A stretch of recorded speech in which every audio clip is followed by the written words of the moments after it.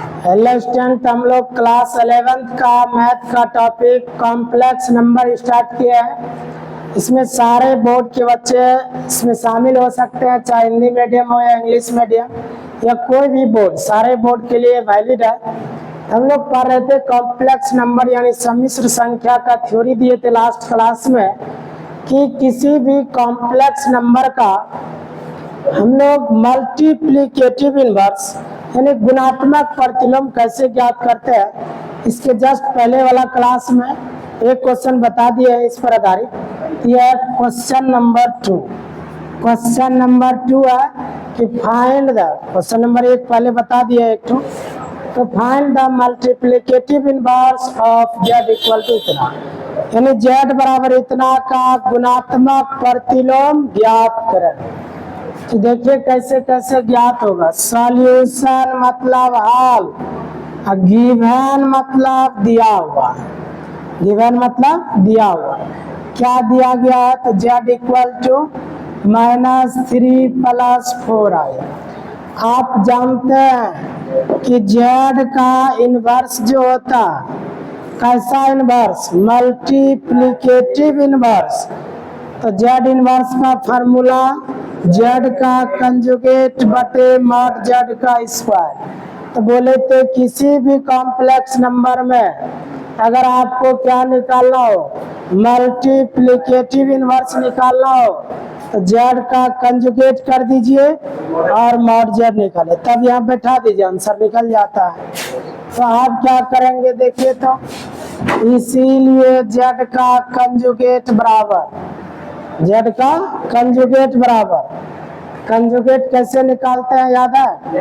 आई का गुणांक अगर प्लस है तो माइनस लिखना है, अगर माइनस रहेगा तो प्लस लिखना। आई का गुणांक है ना बोले तो रियल पार्ट को कुछ नहीं करते, -3 है तो -3 ही रहेगा।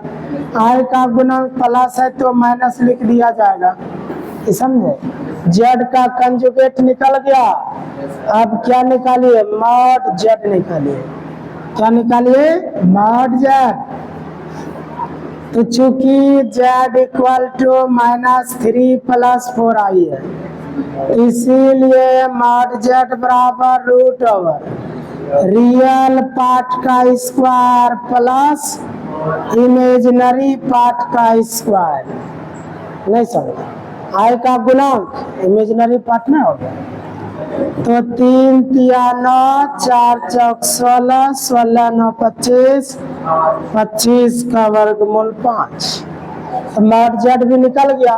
अब दोनों का मान निकल गया, यहाँ पर केवल बैठा देना, वही आंसर हो जाएगा।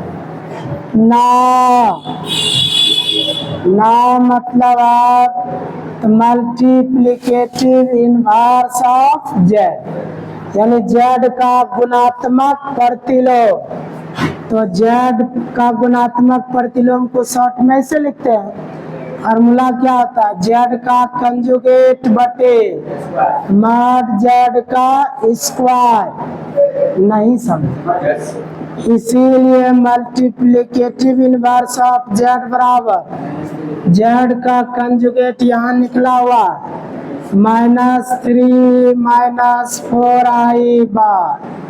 अब मॉड z का मान 5 निकला हुआ, तो मॉड z का मान 5 दे दिए, लेकिन स्क्वायर भी है ना, तो स्क्वायर भी दे दिया।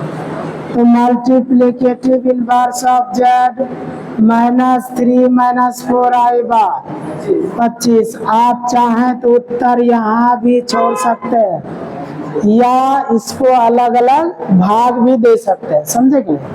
तो देखिए या, इसको इंग्लिश में और बोलते हैं, और मतलब या।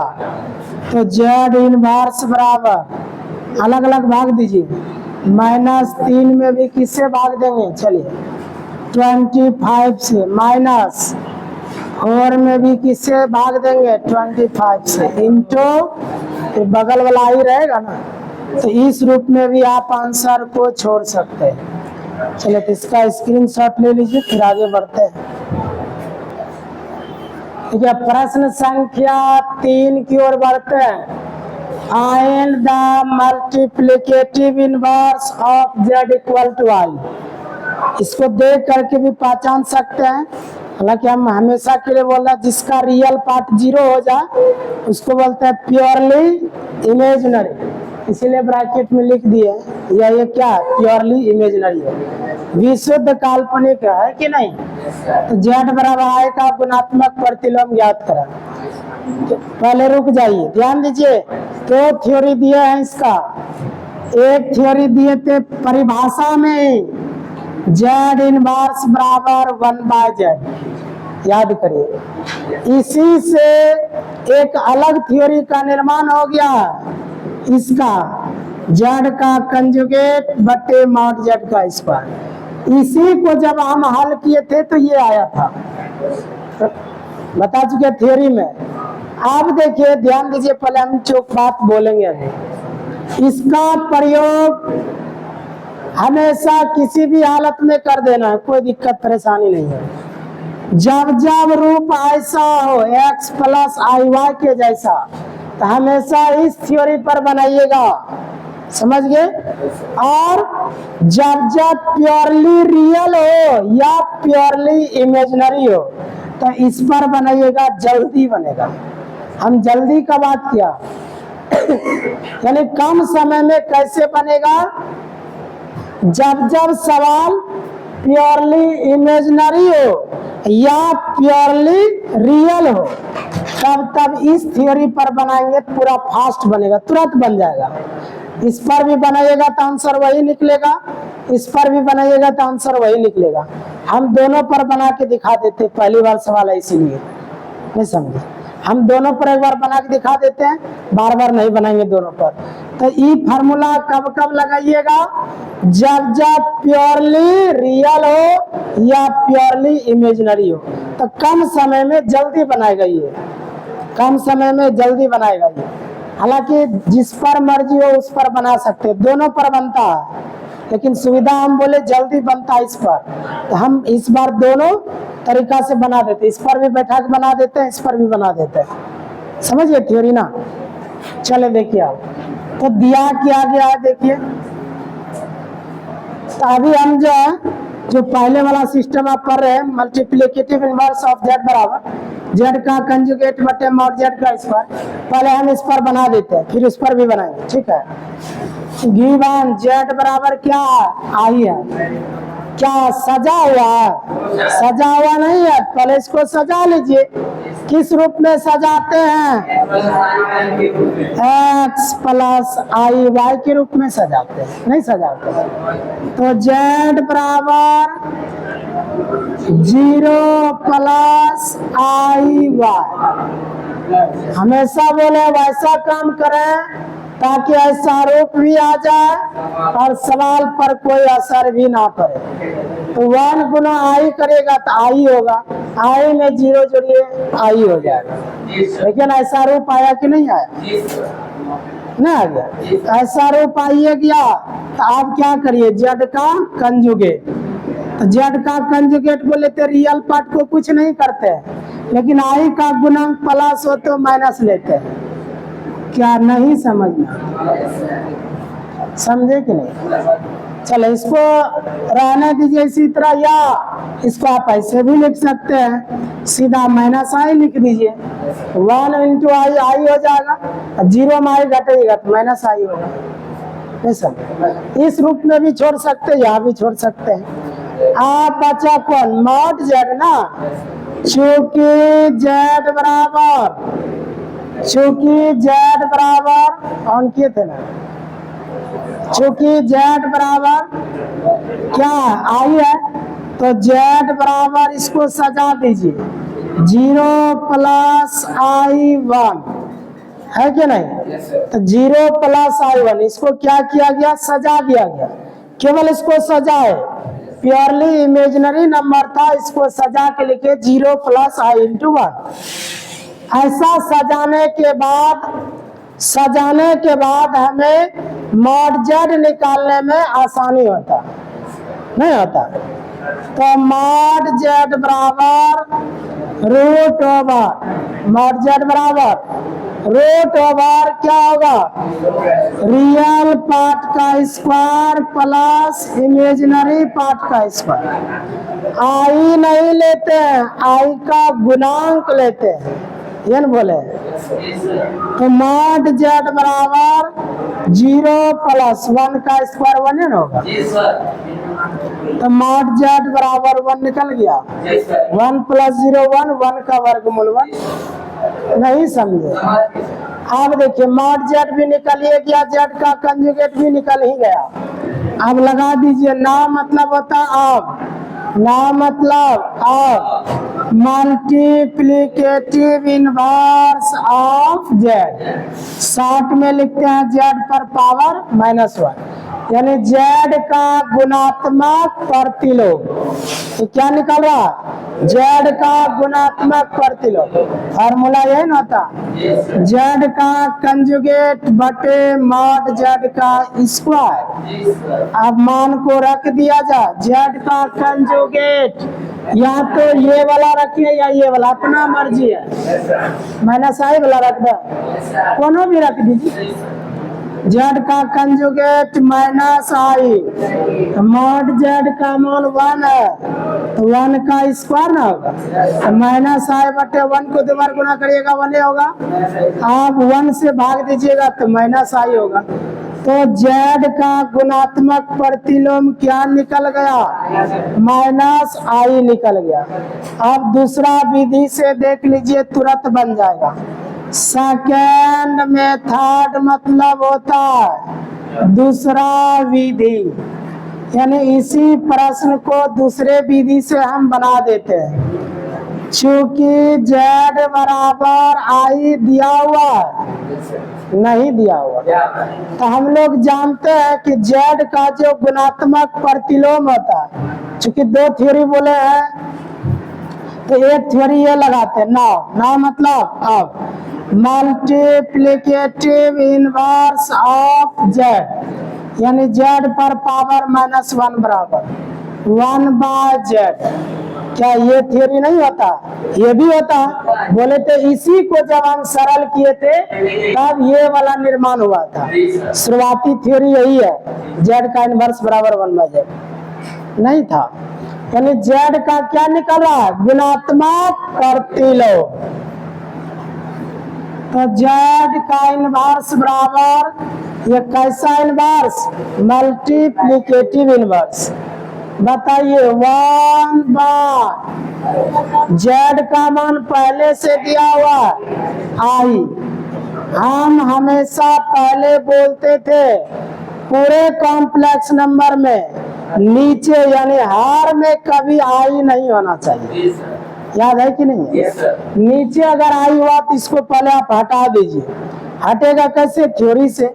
आप जानबे करते हैं 1/i बराबर क्या होता है, थ्योरी भूल गए, पीछे बता चुके हैं, भले इसका यूज नहीं हुआ इसीलिए आप लोग को याद नहीं है।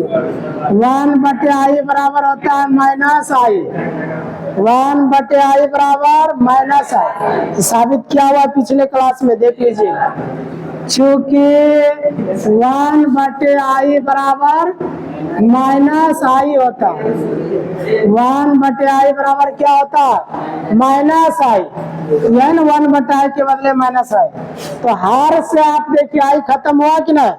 हमको निकालना क्या था, जेड का गुणात्मक प्रतिलोम, -i निकल तो गया। पहले आंसर कितना आया था, -i, अब कितना आया, तो 2 लाइन में बन गया। तो ये वाला थ्योरी कब कब अप्लाई करिएगा, जब प्योरली रियल या प्योरली इमेजिनरी हो, इस पर बनाइएगा, जल्दी बन जाएगा। देखिए 2 लाइन में बन गया, इसमें थोड़ा लंबा जा रहा है, देखिए तो बनेगा दोनों से, जिस पर इच्छा है उसी पर बना दीजिए। नहीं समझे, आसान होगा, आसान के लिए बात बता दिए। ये थ्योरी तब लगाइएगा जब प्योरली रियल हो या प्योरली इमेजिनरी हो।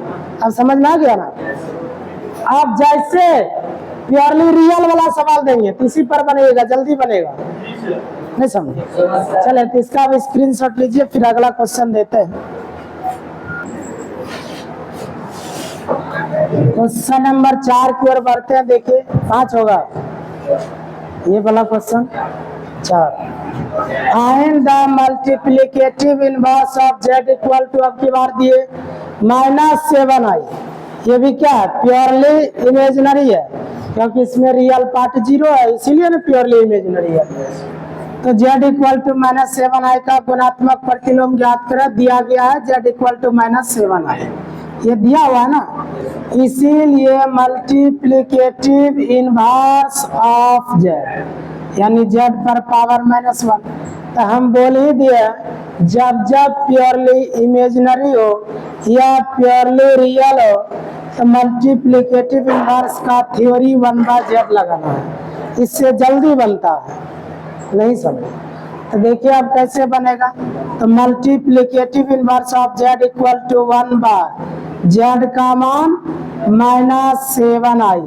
नीचे i कभी नहीं होना चाहिए, हर में डिनोमिनेटर में कभी i नहीं होना चाहिए, ये हमेशा ध्यान रखेंगे। इसको ऊपर भेज दीजिए।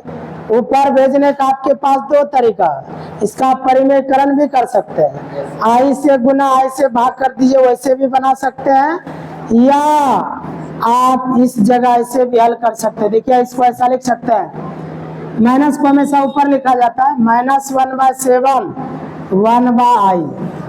देखिए 1 गुना 1 1 होगा, 7 गुना i 7i, माइनस भी यही है, माइनस को हमेशा ऊपर लिखा जाता है, क्या नहीं समझे, ऐसा लिख सकते हैं इस चीज को। तो z इनवर्स बराबर -1/7। अब 1/i का मान -i होता है, चूंकि 1/i का मान -i होता है। 7 तो वास्तविक संख्या है, तो अलग रहेगा ना अपने आप में, तो माइनस गुना माइनस प्लस हो गया। तो z इनवर्स बराबर 1 गुना i/7, यही इसका आंसर है। समझे कि? चलो स्क्रीनशॉट ले लीजिए। ये प्रश्न संख्या 5 की ओर बढ़ते हैं। Find the multiplicative inverse of z equal to 10। ये क्या है, प्योरली रियल है, क्योंकि इसमें इमेजिनरी पार्ट 0 है। जिसको ये मामला नहीं समझ में आ रहा कब प्योरली रियल होगा कब प्योरली इमेजिनरी, पिछले वाला क्लास का वीडियो जरूर देख ले, तभी यहाँ से क्लियर होगा। तो z बराबर 10 का गुणात्मक प्रतिलोम ज्ञात करना। तो देखिए दिया क्या गया, z इक्वल टू 10 ना मतलब of multiplicative inverse of z, short में लिखते हैं z पर पावर -1। जब जब प्योरली रियल हो या प्योरली इमेजिनरी हो, किस थ्योरी से बनाना चाहिए, 1/z से बनाना चाहिए, जल्दी बनता है, फास्ट बनेगा। तो मल्टीप्लिकेटिव इनवर्स ऑफ z बराबर 1/z का मान पहले से कितना दिया, 10 में बस हो जाइए। आप देखिए यहाँ क्या नीचे में आई है, नीचे आई नहीं है, यही तो आंसर हो गया। अब इसको कुछ नहीं करना है, आई नीचे बोले है नहीं होना चाहिए, आई इसमें है ये नहीं है, जब आई है ये नहीं है, ये तो वास्तविक संख्या हो गया, यही इसका आंसर हो जाएगा। आई हार में आएगा, डिनोमिनेटर में आई आएगा, तभी कुछ सोचिएगा, इसमें आई है ही नहीं, यही इसका उत्तर हो गया। आप समझे? अब कोई भी टाइप आएगा फिर आप तुरंत उसका मल्टीप्लिकेटिव इनवर्स निकाल लीजिएगा। तो मेरा कहने का मतलब अब ये है कि जितना भी हम थ्योरी प्लस सवाल बता रहे हैं उस सब को कंट्रोल कर लीजिए। जिस दिन से हम बुक का सवाल बनाना शुरू करेंगे तब कोई लेट नहीं लगेगा, खोलेंगे फटाफट बनते जाएगा, कोई लेट नहीं लगेगा। लेकिन ये 7 कंप्लीट रखिएगा तब बनेगा फटाफट। जैसे आएगा गुणात्मक प्रतिलोम कैसे कैसे बनता है, यही सवाल जो शुरू करेंगे, समझे कि ना। अब अगले क्लास से आप लोग बुक लेके आइएगा। हम अब क्या करेंगे, यहाँ तक जो थ्योरी खत्म कर दिया ना, यहाँ तक पहले हम सवाल बनवा देते हैं, समझ रहे हैं। हाँ, तो कल से बुक लेके आइएगा, ठीक है। तो अगले क्लास में अब क्या करेंगे, कुछ प्रश्न जहाँ तक थ्योरी कंप्लीट हुआ वहां तक हम सवाल बनवा देंगे, फिर जब आगे थ्योरी बताएंगे फिर सवाल बनेगा, फिर थ्योरी बताएंगे फिर सवाल बनेगा, ऐसे थ्योरी बताते रहेंगे तभी तो ज़्यादा दिन तक चलते रहेगा, समझिए। तो आप लोग बोरिंग महसूस करिएगा लगातार थ्योरी देंगे तो, इसलिए कुछ प्रैक्टिस करा भी देते हैं क्वेश्चन को। कल से बुक ले लीजिएगा, चले समझे कि नहीं? चले तो इसका स्क्रीनशॉट ले लीजिए, इसका आंसर हो गया, हुआ कि नहीं? चले तो आज के लिए अब इतना ही, पुनः हम लोग अगले क्लास में मिलते हैं। तो अब लाइक सब्सक्राइब जरूर करें आप लोग। चले इसका स्क्रीनशॉट लीजिए, अगले क्लास से मिलते हैं।